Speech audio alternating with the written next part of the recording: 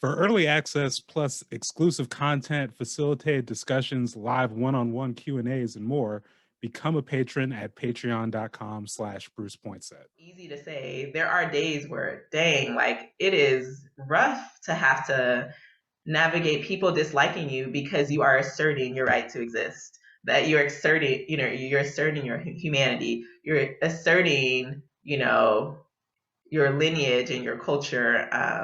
And I will say that this happens on both sides, though, because there are a group of Black folks who also participate in the erasure of Indigenous people. They claim to be the original natives and Israelites and all these things, and they're just as terrible, And so you get it on both sides where, these anti-native Israelites, hoteps, whatever they want to call themselves. I don't know what they call themselves. And I think there's maybe multiple names. They'll call me a sellout, or they'll call me a race traitor, or whatever, right? And so when I'm talking, I'm not trying to engage either of these two extreme folks, but they show up. And one of the things that I've noticed about the anti-native Black folks is that they will use Black natives who are actually Black and natives as proof of their theories about being the original peoples, the Aboriginal peoples.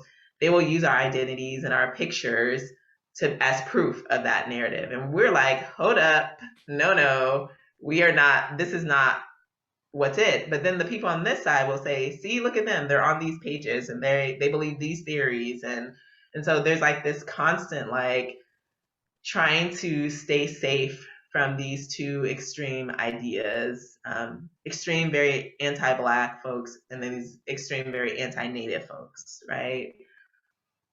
And even though there's moderates in the middle, just we kind of make fun of the idea of liberals, who are supposed to be these safe, open-minded people, that sometimes they will take from both of these ideas, right? And then it will get kind of mixed up into their own politics. And so I feel like I was a little naive, and I don't even know that I thought that oh, I'll be safe. It's more that I didn't think that I had to worry about being safe just for simply saying, I'm Black and Native. I never thought about people wanting to harm me or people wanting to send folks after me, and I think, like you said, I try to repeat Black liberation and Indigenous sovereignty because I'm at the intersection of that identity.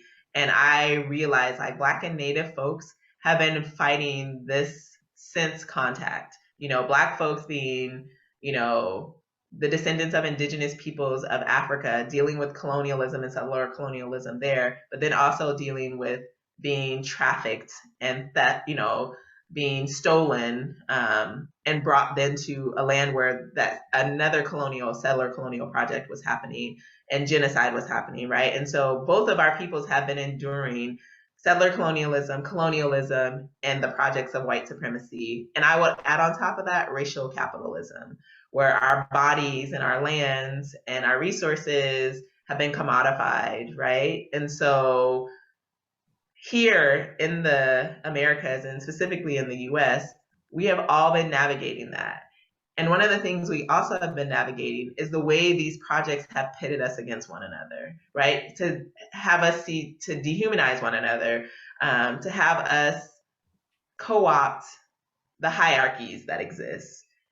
And I think that the thing about it, it's not something that we just willingly accepted. There were consequences for when we didn't accept it, for when we chose to refuse these systems. And I think that even happens today, right?